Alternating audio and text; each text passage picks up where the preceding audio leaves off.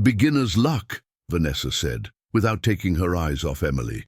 He was just being polite. Or maybe he enjoyed seeing someone stumble at his feet, Sabrina added venomously. Men like Nicholas enjoy power, and nothing screams power louder than making a woman choke on her own shyness. Emily didn't respond. She simply turned back to her computer, pretending her heart wasn't pounding like an alarm. But something inside her had shifted. That look, that whispered command. Nicholas Carter wasn't just a new boss. He was a threat to the fragile balance she had fought so hard to maintain. And she knew this wouldn't be their last collision. Welcome to the channel Love Above All, Passion and Power Stories. Before we begin this story, here's a challenge. If you enjoy the first few minutes, subscribe to the channel and hit the notification bell. She was just an invisible secretary until she fell into the arms of the most powerful man in New York. Amid power plays, scandals, and a desire too intense to resist, Emily and Nicholas will discover that falling in love may be the greatest risk and the greatest victory. Ready to begin? Then let's go. The 44th floor was silent. But it wasn't just any silence. It was the kind of silence that comes before a storm. Nicholas Carter was arriving, the new CEO of Carter Global Industries. Direct heir to the empire, the youngest man ever to take the presidency, 32 years old, cold as the marble columns in the lobby, mysterious, untouchable. They said he never smiled, never touched, never spoke more than necessary.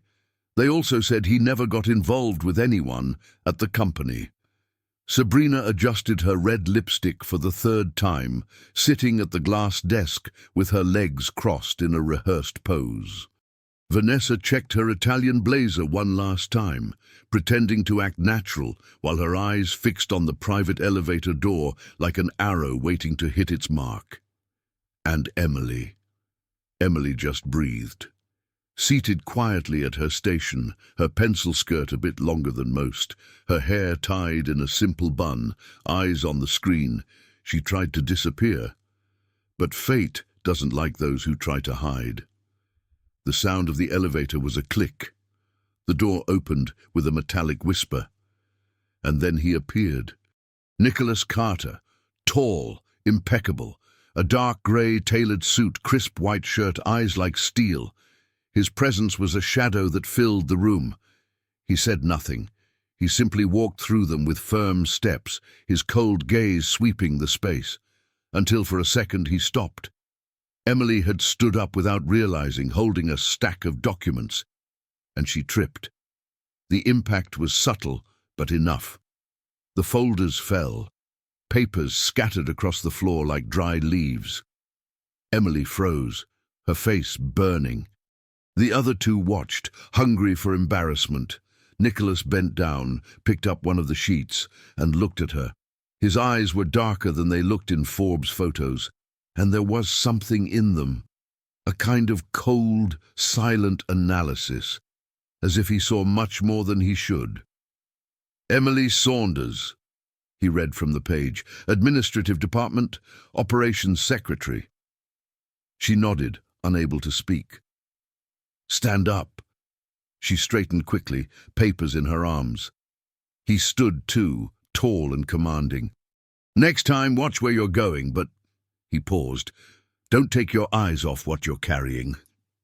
Emily was speechless. He turned and walked into his office, the glass door closing behind him with an almost inaudible sound. But his impact, that remained. Beginner's luck, Vanessa said again, without taking her eyes off Emily. He was just being polite. Or maybe he liked seeing someone stumble at his feet, Sabrina added, her voice full of poison. Men like Nicholas love power. And nothing screams power more than making a woman choke on her own shyness. Emily didn't respond. She just turned back to her computer, trying to pretend her heart wasn't beating like a siren. But inside her, something had changed. That look, that whispered command. Nicholas Carter wasn't just a new boss.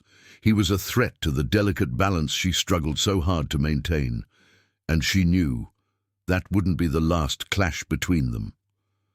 Hours later, the elevator descended again. Emily stepped in alone, carrying more documents down to the basement archive. When the door closed, she heard a familiar sound, firm footsteps. She froze. Nicholas stepped into the elevator and stood beside her, too close. His scent, woody, sophisticated, dangerous, invaded the space like a silent intruder. Silence. The display read, 42, 41. "Do you always walk with your eyes on the floor?"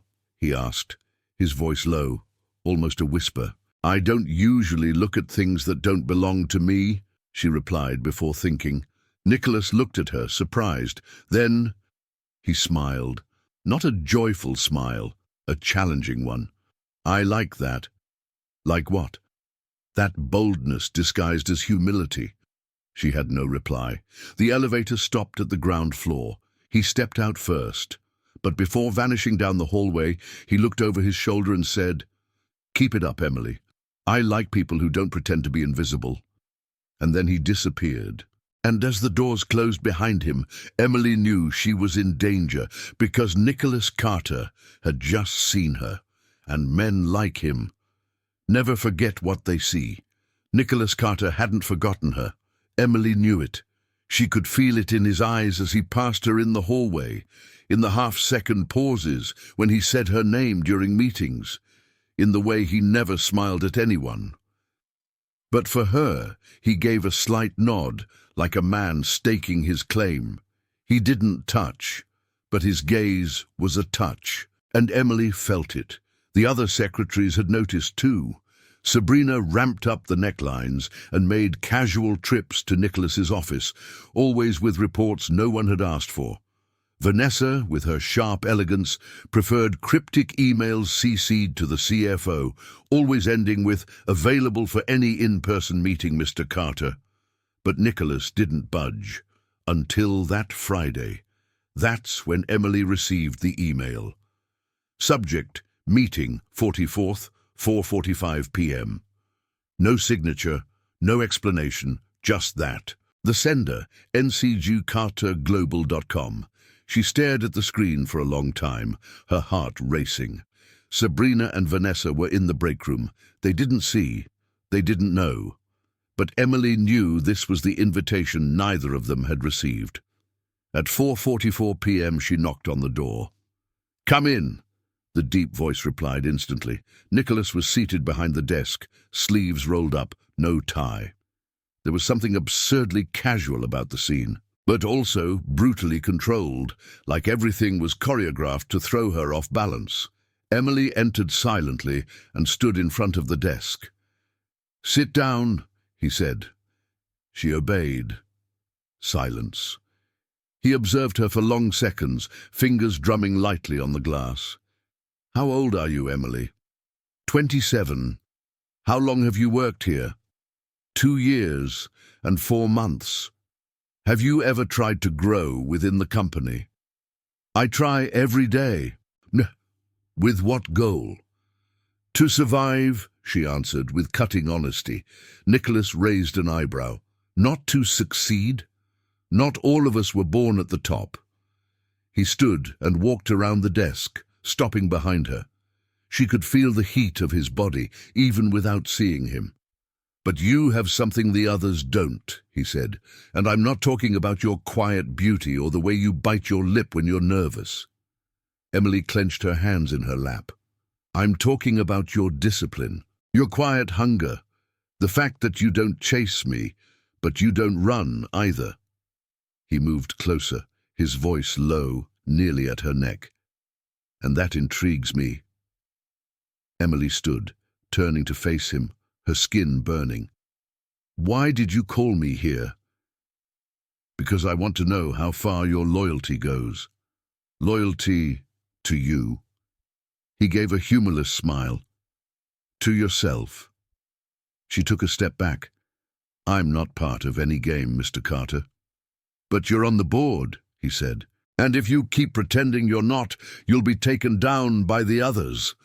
She stared at him, anger and confusion flooding her chest. "And what is it you want?" He stepped closer. They were inches apart. "I want to know what you'd do if I decided to break my own rule." "What rule?" "The one where I never touch an employee." The air vanished from the room. Emily held her breath. Nicholas leaned in, his lips millimeters from her face. But before the touch, before the kiss, he pulled back. "You can return to your desk," he said coldly. "That was just an evaluation." She left without a word, but inside, something had already been ignited. Outside the office, Sabrina and Vanessa watched from a distance, narrowed eyes and fake smiles. "How long was she in there?" Vanessa asked. 7 minutes, Sabrina replied, and she walked out with her face on fire. Then the game has begun, and she has no idea what's coming. That night, Emily was alone in her small Brooklyn apartment, lying on the bed, staring at the ceiling. Nicholas's face returned like a fever. The look, the tone of voice, the unspoken threat in the air. And the worst part, her body had already responded, even before the touch. And as the city slept, Nicholas Carter from his Manhattan penthouse stared at the sent email and smiled silently. Because now he knew. Emily Saunders was the kind of woman worth breaking every rule for. On Monday morning, the 44th floor was sharper than ever. Vanessa wore a military-cut dress, her hair pinned back with precision. Sabrina strutted in red heels and heavy perfume. They walked past Emily like she was air, but with alert eyes, sniffing out her every move. Emily pretended not to notice, but inside, her stomach twisted with the memory of Friday. The heat of Nicholas's presence, the way he tested her, and the worst part, how she reacted. She hated herself for wanting the kiss he didn't give. An email arrived at 9:04 a.m. Subject, Trip, Boston Conference, Executive Representation. Message, Emily, prepare to travel with me tomorrow morning. You will represent the administrative department at the Indu Valley Group Conference in Boston. Bring formal attire. NC. She read the email 3 times, then once more. Sabrina stood up, fuming. Why is she going? Vanessa, beside her, let out a stifled laugh. Looks like the new presidential policy is to reward those who stumble with elegance. Emily didn't respond, because she couldn't explain it. Not to them, not even to herself. At 6 a.m. the next day, Emily stood in the lobby of the hotel where Nicholas Carter had instructed her to meet him. No company car, no chauffeur, just dry, direct instructions. She wore a navy blue suit, mid-heel shoes, light makeup. On the outside, total control. On the inside, chaos. When the black limousine pulled up, the door opened. Nicholas was there, impeccable, dark suit, silver tie, hair slicked back perfectly, and that gaze. Always that gaze. "Get in," he said, like it was both a command and a promise. She entered. The ride to the airport was silent, but his eyes studied her like they were stripping every layer of defense. "Nervous?" he asked. "Shouldn't I be?" "Maybe, but you're better when you're at war with yourself." She turned her face to the window. He smiled. On the private jet, it was just the two of them. The silence was heavy, but full of tension. Nicholas opened a bottle of red wine and poured a glass for each of them. "What are we toasting to?" Emily asked, suspicious. "To exceptions." She touched her glass to his, eyes locked on his. "Is this all a game to you?" "No, but if it were, you'd already be winning." She sipped slowly. He didn't take his eyes off her mouth. "Are you testing me again?" she asked. "I'm wondering how much longer I can hold back." She set her glass down. "I'm not a toy, Mr. Carter." He put his down too, stepped closer. "Who said I like to play?" His body was too close. The heat radiated through her clothes. The tension between them was an electric field ready to explode. She bit her lip and saw his eyes darken. "Tell me to stop," he whispered, voice rough. "I won't." "Then say yes." "Not yet." He stepped back, laughed quietly. "You're going to kill me, Emily Saunders." She adjusted the collar of her blouse. "You don't know me yet, but I want to discover every part of you, even the ones you try to hide from yourself." The plane landed, and for the first time, Emily felt real fear. Not of Nicholas, but of herself. The conference was luxurious, sophisticated, filled with executives from around the world. Nicholas was the center of everything, a magnet, and Emily, at his side, was the woman no one understood, but everyone noticed. She answered questions, represented the company, smiled with grace, but inside she felt his eyes on every curve of her body, as if he were mentally touching her. And when night fell, and Nicholas opened the door to the hotel suite, handed her the key, and said, "Meet me at 9 p.m. for dinner. Be punctual." She knew. Tonight, the game would change. And as the door closed, Emily leaned against the wall and whispered to herself, "I said not yet, but I don't know how much longer I can keep saying no." Emily didn't recognize herself in the mirror. The black dress she had packed just in case hugged her body with dangerous silence. Thin straps, light fabric, a respectable length. But the side slit told a different story. Her hair was down, softly waved with a careless grace that concealed the effort. Light makeup, but her eyes burned with fire. She didn't want to seduce, she wanted to be remembered. At 8:58 p.m. she knocked on Nicholas's suite door. He opened it within seconds, and for a moment, the most controlled man in New York simply stopped. His eyes moved over every line of her body, slowly, unapologetically. "You're 2 minutes late," he said, his voice low. "Are you firing me?" "I'm condemning myself." She entered. The room was lit only by soft, indirect light. The table was set with silver plates, 2 crystal glasses, and a bottle of wine already open. The atmosphere was intimate, warm, calculated, but nothing about it felt casual. "Expecting someone else?" she teased as she sat down. Nicholas poured the wine, then took his seat across from her. "I expected to have more control." During dinner, they talked about business, but their eyes said everything their words didn't. With each sip of wine, the tension thickened. Every movement, a new test. He complimented her without saying a word, touched his glass, as if touching her, and she responded with silences that spoke louder than answers. "Why me?" she asked finally. He looked at her with intensity. "Because you didn't try." "That makes things easier?" "No, it makes things harder, more real." She took a deep breath, feeling her blood warm beneath her skin. "This is a mistake, Nicholas. I like mistakes that leave a mark." She set her fork down. "If you touch me tonight, nothing will be the same." He stood slowly, walked around the table, stopped behind her. "That's what I'm counting on." She turned her face, and their eyes met. He leaned in and kissed her.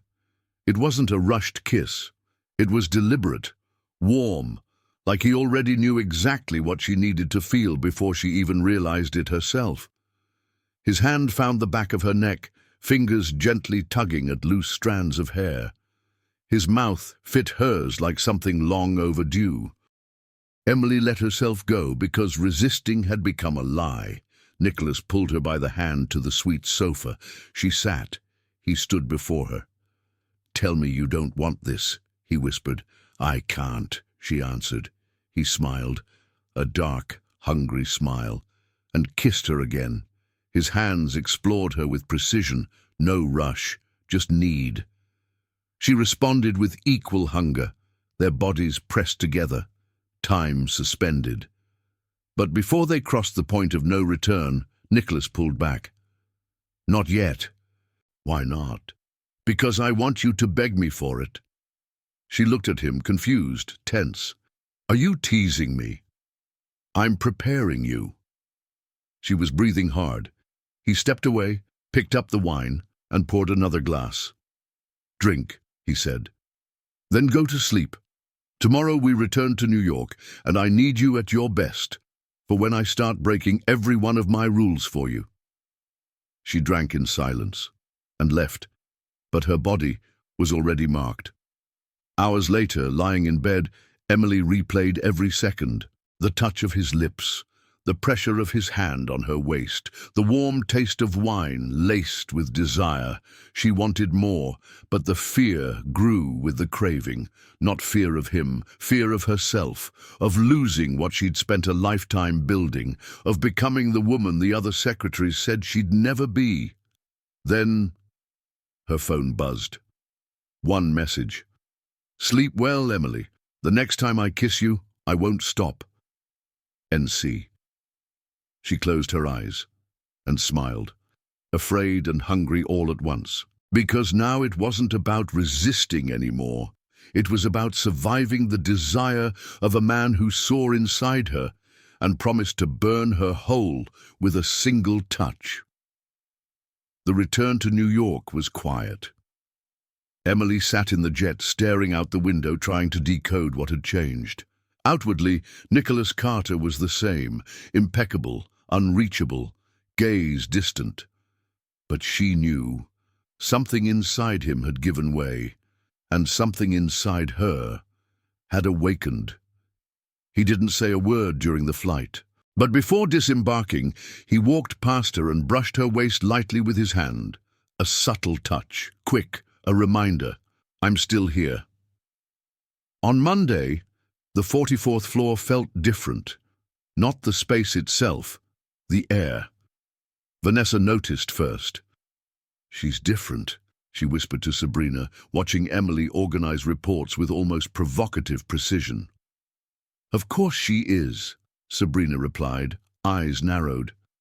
They slept together. You don't know that. I can feel it. Sabrina stood, walked to the coffee machine, and accidentally spilled hot liquid across Emily's desk. Oops. Emily slowly turned toward the mess. Feeling nervous, Sabrina? Just a little distracted. Is there something you'd like to share with us? Emily calmly cleaned the desk, then looked up and smiled. Not yet, but thanks for your concern. Sabrina felt the hit, and for the first time, Vanessa said nothing. Inside the glass office, Nicholas watched everything. The internal system monitor showed the floor's security feed. He saw what Sabrina did. He saw how Emily responded, and he smiled, just slightly. She was better than he had imagined. At 3 p.m., he sent a message to her extension. Private meeting, strategy room, 3:05 p.m. She arrived exactly on time. The room was dark, empty. He stood by the window, hands in his pockets, his dark suit catching the grey light of the sky. She closed the door. He didn't turn. Handling the beasts out there all right? He asked, still facing away. Some bite, others just bare their teeth. And you? I'm learning I can growl too. He turned, looked at her as if every second was a test. What happened in Boston? Happened, she cut in, firm. No need to pretend it was a mistake. Nicholas stepped closer, slowly. And if I said it was just the beginning? Then I hope you know what you're getting into. Do you still want me to stop? She hesitated, then looked him straight in the eye. No! He pulled her by the waist, kissed her with restrained hunger. But before she could fully give in, he pulled back. At work, no one can know. Why? Embarrassed? No. Power. Emily understood. They needed secrecy, because secrets are weapons. That afternoon, the tension between them spread across the floor. A lingering glance in the meeting room, an accidental touch in the hallway. A hidden exchange of notes slipped under printed reports, and the other secretaries could sense the chaos building. Sabrina scowled. Vanessa called a contact in HR, and Emily learned to smile in silence. But that evening, as she arrived home, her phone buzzed with a new message. "Open the door. I'm on your street. NC." Her eyes widened. She looked out the window. And there he was, Nicholas Carter, in a black SUV, wearing a casual jacket and a gaze that burned. She rushed downstairs, got in the car. He didn't say a word. He just pulled her into a kiss that she felt in her soul. Then he said, "I want you out of the office for 2 days, with me, just us." That's not an order, is it? No, it's a warning. If you say no, I can't promise I'll keep treating you like just my secretary. She bit her lip. Then take me. And he did. Because now, Emily wasn't just a piece on the board. She was the most coveted one in a dangerous game, where the prize was the heart of a man who had never belonged to anyone. The road felt quieter than usual. Emily watched the scenery pass through the SUV window while Nicholas drove in silence, one hand steady on the wheel, the other occasionally adjusting the music. He didn't speak much, but she didn't need words to understand. He was fighting for control and losing. They arrived at the country house in the late afternoon, an isolated estate upstate, surrounded by tall trees and a lake that mirrored the golden sky. Nicholas got out, walked around, and opened the door for her. "This place is safe," he said. "No one comes in, no one watches." Emily stepped out carefully. It felt strange to see someone so meticulous also being so protective. She followed him inside. The house was minimalist, elegant. Dark wood, wide windows, a fire lit despite the mild weather. Nicholas set her bag on the couch. "Are you hungry?" "Only if food's not the real thing you're offering." He stared at her. The tension that had built for days exploded. He moved toward her, and she didn't pull away. The kiss was wild, desperate, like time had punished them for too long. His hands explored her with precision. She tugged at his shirt, feeling the heat of his skin. Their bodies pressed together, and the world faded away. Nicholas carried her to the bedroom like something precious, laid her down with reverence, but his touch was pure hunger. Emily gave in. No fear, no breaks, and when he had her, it was with an intensity that shattered control, burned through logic and left only one truth: them. Hours later, Emily lay against his chest, her fingers lazily drawing circles. "Why are you like this?" she asked softly. "Like what?" "So controlled, so rigid, so intense." Nicholas ran his hand through her hair. "Because I learned the hard way that when you lose control, someone always takes advantage." She sat up to look into his eyes. "Someone hurt you?" He hesitated, then nodded. "Before me. Before everything," he said with a deep breath. "Someone who thought they loved me and almost destroyed it all." "Then why are you doing this with me?" "Because with you, Emily, I want to take the risk, for the first time." She kissed him slowly, and felt it. This wasn't just lust, it was something more, something that scared her. But the next morning, peace shattered. Still wearing his shirt, Emily was making coffee when she heard Nicholas's phone buzz on the counter. A message lit up on the screen. She didn't want to read it, but she did. From Sabrina. "If you think no one knows, you're wrong. HR got an anonymous report. Enjoy your Sunday." Emily's blood turned cold. Nicholas appeared seconds later, hair messy, eyes calm. "Good morning?" "We're in trouble," she said, turning to him with the phone in hand.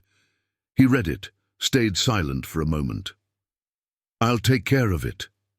You don't understand. They'll use this against us. I want them to." She stared at him, stunned. "Why?"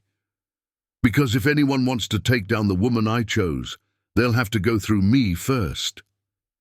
Emily's knees weakened, but it wasn't fear. It was something stronger. "Nicholas, I don't want to hide anymore. Do you understand?" She nodded. So, what happens when we go back? Whatever has to happen, but one thing's certain, you're no longer just a secretary, Emily. She took his hand. I never was. I was just waiting for someone to notice.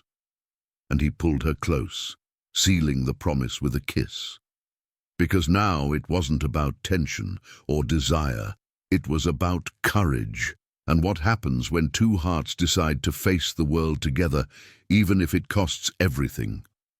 The 44th floor had never been so quiet. On Monday morning, everyone knew, Sabrina's glare was lightning disguised as lipstick. Vanessa, as cold as ever, typed furiously without blinking. Other employees whispered, exchanged subtle laughs, shared knowing looks. And Emily walked the corridor with her shoulders lifted, her spine straight. Because if Nicholas Carter had given her anything besides pleasure, it was courage. At 10:03 a.m., an internal memo hit every inbox at the company. Urgent meeting, 10:15. Boardroom, mandatory for all department heads and administrative reps. Sabrina choked on her coffee. He's going to fire someone, or resign.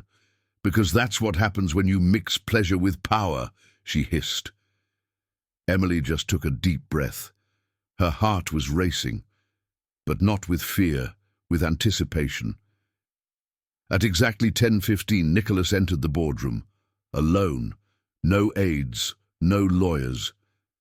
The room went silent. He walked to the front, placed his hands on the solid wood table, and looked everyone in the eye, including Sabrina. "I assume you've heard the rumors," he began, voice steady, "so I won't waste time denying them." All eyes sharpened like blades. "It's true. I'm involved with an employee of this company." The air was sucked from the room. Emily didn't blink. "And unlike what some might think, I'm not sorry, nor am I hiding." Vanessa crossed her arms. Sabrina went still. "Carter Global's policies are clear. Consensual relationships between adults, as long as they don't interfere with performance, do not violate our code, and I can assure you, nothing at any time has compromised executive decisions or internal operations." Complete silence. "But to avoid any questions, I am officially removing myself from direct supervision over the administrative department. The employee involved will be transferred to a new position with greater responsibility, reporting to a different manager."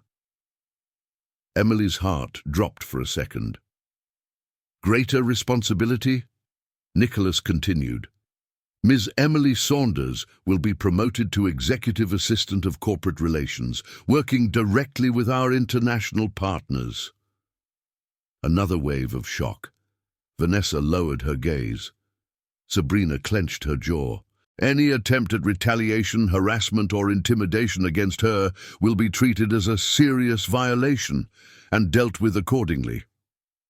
Then he looked directly at Emily, sitting at the back of the room. "Because no one here will be punished for loving truthfully." The meeting ended in silence, but the waves Nicholas Carter had set in motion would ripple throughout the entire company. Emily walked out with her heart in her throat. He caught up with her in the hallway. "Thought you'd kill me for announcing it without warning," he said with a tight smile. "I'm still deciding." "But," she looked at him, eyes shining, "but thank you for not hiding me." He stepped closer. "I want you visible and strong and mine. Even now. Especially now." He held her hand for a second before letting go, discreet but no longer denied. That afternoon, Emily received the official notice of her new role, her own office, a new team, new email signature. But when she opened the drawer of her old workstation, she found an anonymous note. "The promotion won't make you less dirty, just more visible." The venom came from where she expected it, but now she knew how to defend herself. She calmly folded the note, grabbed her bag, and headed to her new office. On the way, she passed Sabrina and Vanessa and smiled, not arrogantly, but with the confidence of someone who had learned how to win in silence. That night, in her new office, Emily was organizing files when Nicholas walked in, closing the door behind him. "Am I interrupting?" "You're intruding," she corrected, smiling. He walked toward her slowly. "I need to know something." "What?" "If you still want me, now that everything is out in the open." She stopped and looked at him. "I want you even more now, because now you chose me in front of everyone." He came closer. "And will you forgive me if I say I'm not done proving that to you?" She grabbed him by the tie. "Then shut up and prove it. Because when love stops being a secret, it needs to be strong enough to survive exposure and fiery enough to keep consuming them both, even under the world's gaze." The walls of Emily's new office felt taller, colder. Despite the promotion and the looks that no longer dared to judge her openly, something in the air left her unsettled. Her relationship with Nicholas was now real, visible, solid, but with exposure came vulnerability. One wrong move, and she could fall. And worse, she could drag him down with her. She just didn't expect the attack to come from where she least suspected. On Thursday morning, Emily arrived and found a white envelope on her new desk. No name, no sender, just a label with her name written by hand. She hesitated before opening it. Inside was a printed dossier, copies of old documents, newspaper clippings, and on top, a criminal record, not hers, but Daniel Saunders's, her older brother, convicted of bank fraud, missing since the trial. Emily's legs weakened, her face burned. On the last page, a handwritten note. "The past always returns. The press would love to know that the CEO's new darling is the sister of a wanted criminal." No signature, but Emily didn't need one. She knew exactly who was behind it. Vanessa, cold, strategic, and always with allies in the shadows. Emily stored the dossier, locked it in her drawer, and took a deep breath. She couldn't let Nicholas find out. Not now. He was putting himself out there for her, risking reputation, power, control. And if someone planted doubt in his mind? No, she had to handle it herself. But Nicholas wasn't blind. That night, when he came to her apartment, he sensed right away that something had changed. "You're off," he said, removing his jacket and placing it on the back of the sofa. "Just tired. Lots of work." "Liar," he said, sitting beside her. "You don't know how to lie. Your eyes waver and you bite your lip." She looked down. "Nicholas, tell me." She hesitated, then grabbed her purse and pulled out the dossier. She handed it to him in silence. Nicholas read every page with a neutral expression, but his eyes darkened with each line. "Why didn't you tell me?" "Because this isn't about me. It's about what he did. I cut ties with Daniel years ago. He disappeared after the trial. I knew nothing else, and I was afraid that if you knew, you'd think I was involved." Nicholas stayed quiet for a long moment, then stood and walked to the window. "I don't like being blindsided, Emily. I know. This could be used against us." "Then if you want to end it now, I understand," she said firmly, though her voice cracked at the end. He turned around. "End it?" "Yes. You think after all this, I'd walk away because of a brother you haven't seen in years?" She didn't answer. Nicholas stepped closer. "Listen to me carefully," he said, gently cupping her face. "I'm not with you because it's easy. I'm with you because it's real. And if anyone wants to take you down, they'll have to go through me. Again." She smiled, emotional. "Aren't you scared?" "I am. But fear doesn't stop me. It guides me. And right now, all I want is to protect you and destroy whoever tried to hurt you." The next day, Nicholas called a meeting with the legal committee. Vanessa didn't show up. And 3 hours later, she resigned for personal reasons. Sabrina, now without an ally, backed off, quiet, but still venomous. Emily, meanwhile, returned to her routine, head held high, but more alert than ever. That night, Nicholas took Emily out to dinner, not as CEO and secretary, but as two survivors. "Are you going to be okay?" he asked, sipping his wine. "I will. Not because everything's fixed. I'll be okay because, for the first time, I'm not running anymore." He raised his glass. "To those who don't run then, and to those who love with courage," they toasted, and looked at each other as if they knew the worst might be over. But new dangers were coming, because when love withstands an attack, it grows stronger. But it also draws new enemies, and the wounds from Emily's past weren't done bleeding yet. It was a grey Friday when he showed up. Emily was returning from lunch when she saw the man standing in the lobby of Carter Global. Tall, dark hair, unshaven, wearing a worn coat. But the eyes, she'd recognize those eyes anywhere. "Daniel," she whispered, breathless. He turned. "Hey, sis." Emily felt the world tilt. "What are you doing here?" "Came to talk. Ask for help. Maybe ask for forgiveness." She pulled him out of the building before anyone could see. They found an anonymous cafe a few blocks away. "You disappeared for years. Made me think you were dead. And now you show up. Now I heard you were with someone important, that you'd gotten your life together. I thought maybe what? That I'd save you. That you'd remember I'm your brother." Emily closed her eyes, breathing deep. "I looked for you, Daniel, for months. You vanished, left us in the dirt. And now, just when I finally found my way, you show up with what? Another scam?"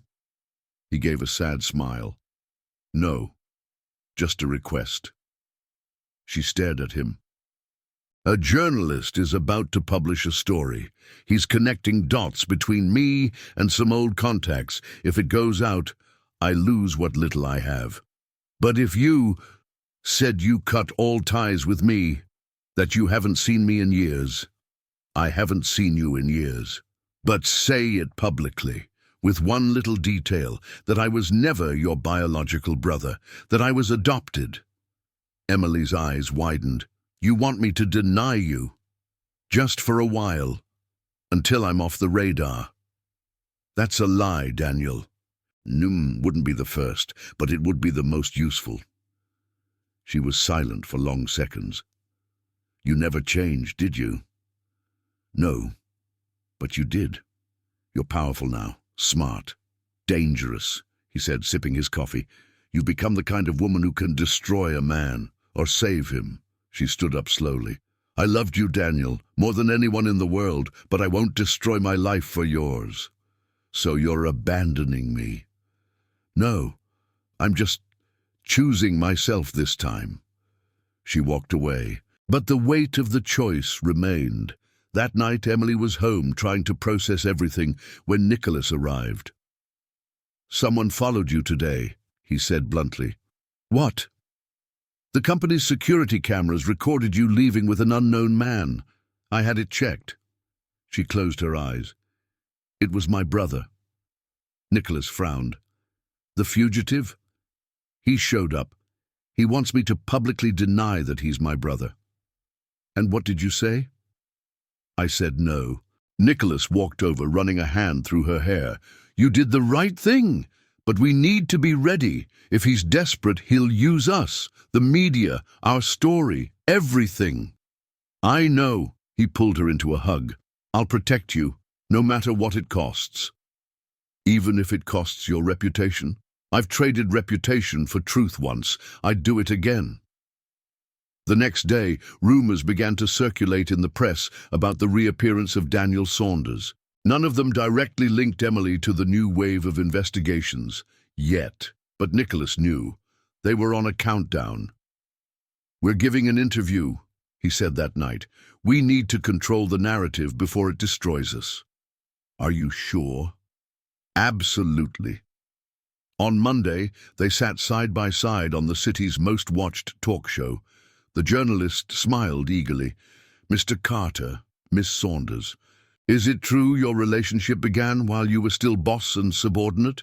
It's true, Nicholas replied, firm, but from the start there was respect and above all honesty. And regarding Miss Saunders' past, her brother, Emily cut in, I'm not responsible for anyone's crimes, and I won't be punished for loving someone or for surviving what I've lived. The host hesitated, but the public didn't. The response was immediate. The video went viral. The press, expecting scandal, found courage instead. And when Nicholas held Emily's hand live on air, they both knew they had won another war. Because in the end, the past doesn't define who we are, but how we face it does. And Nicholas and Emily were ready to face the world, together. 3 weeks passed after the interview.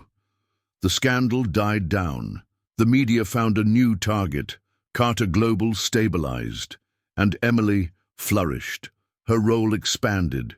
Her influence solidified. She was respected now when she entered boardrooms, and most impressively, she and Nicholas had learned to maintain professionalism, even though inside, desire still burned like the first time. But every period of stability hides a new abyss, and hers came in the form of an invitation. That afternoon, Emily found a luxurious envelope on her desk. In the corner, the logo, La Croix International, one of the world's largest media holdings. Inside, a formal letter. Dear Emily Saunders, we'd like to invite you to assume the role of Director of International Relations at La Croix, headquartered in London. Executive position, full autonomy, immediate start, confidentiality required. She read the letter 5 times. London, power, total independence, but no Nicholas. He couldn't know, not yet. That night she arrived at his apartment with a heavy heart. Nicholas was cooking, something with rosemary and red wine. You're quiet, he said, pouring her a glass. Just tired. He looked at her. Lying again, Emily. She swallowed hard. I got an offer. Work? Life. He went quiet. London? She looked at him, startled. How do you know? La Croix has been eyeing Carter Global talent, and you have been the most talked about name here for months. I haven't accepted. But you want to. She didn't answer. He stepped closer, set his glass down, and cupped her face with both hands. Look at me. She did. Go if you want. I won't hold you back. But if you go knowing you'll be taking something with you. Something no one else can give you. The love of a man who never wanted to love anyone. Her eyes filled with tears. What if I asked you to come with me? I unshackled myself for you, but this company, this legacy, is still my mission. I can't go. Not yet. She took a deep breath. So the choice is mine. It always was. She stayed up all night, wrote 2 letters, one for Nicholas if she chose to go, one for La Croix if she chose to stay. Both sat on her desk until sunrise. In the end, she chose the 3rd option. The next morning, Emily walked into Nicholas's office with steady eyes and lifted posture. I turned down the offer, she said. He looked at her, surprised. Why? Because I don't need London to be great. I already am. And if I'm going to fly, it'll be with my own wings, not under another company's flag. He stepped closer, slowly. And us? We'll go on, but not like it's been. Explain. I don't want to be behind anymore. Not your title, not your shadow. I want to build something beside you, my name, my signature. I want more. Nicholas smiled, proud. And you'll have it. He extended his hand. Partners. Partners. She shook it, and he pulled her into the kiss that would seal their new chapter. 3 months later, Emily founded Saunders Consulting with Carter Global support, but fully independent. Nicholas attended the launch, not as president, but as the man who loved her, admired her, respected her. And that night, on top of her new building under Manhattan's lights, He got down on one knee, pulled from his pocket a simple ring with a single diamond.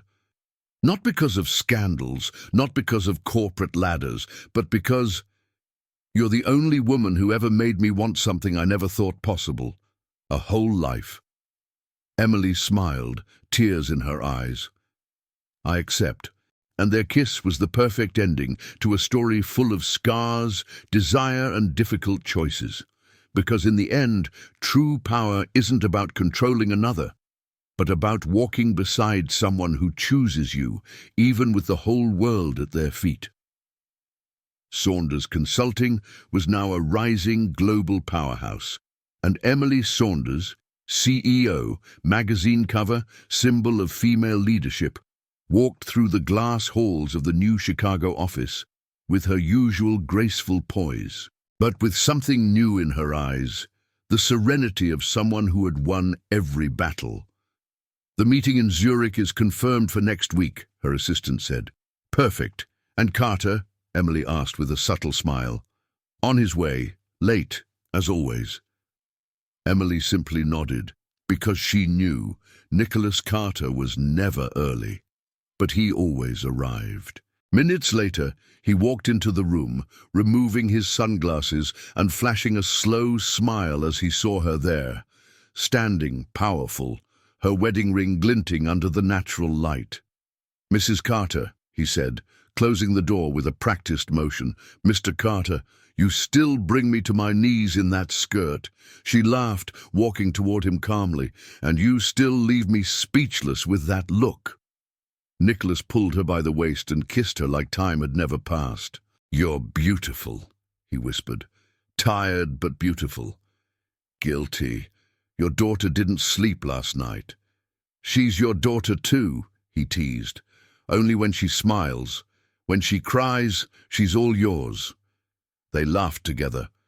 The connection between them was stronger now, deeper, real, no longer just passion, but admiration, intimacy, endless fire. Nicholas stepped back and pulled something from his pocket. What's that? Emily asked. He opened a small box, a white gold pendant shaped like a key. The key to our new home, he said. In Florence, overlooking the Arno. A studio for me, an office for you, and a garden for her. Nicholas. Emily smiled, touching the pendant gently. I never imagined making it here. Neither did I, but what we built is more than I ever dreamed. She kissed him softly. Are we ready for the next chapter? With you? Always. Hours later at home, Emily lay beside little Luna, who slept peacefully, her features a perfect blend of both parents. And she thought about everything. The invisible girl on the 44th floor, the stumble in the elevator, the billionaire who would never notice her, and ended up seeing into her soul. She stroked her daughter's hair and whispered as if thanking life. Thank you for seeing me, Nicholas. Thank you for staying. Because sometimes true love doesn't come with fairy tale promises, but with firm decisions, slow kisses, and the certainty that being chosen every day is the most powerful, happy ending of all. Thank you for watching my story. If you enjoyed this video, don't forget to subscribe and turn on the notification bell for more stories like this. And of course, leave a like. It helps our channel grow and reach more people who love these stories too. The next story is already showing on your screen, full of twists, love, and resilience that will move your heart. Stay with me and let's dive into this new journey together. See you soon, my dear friends. Until the next video.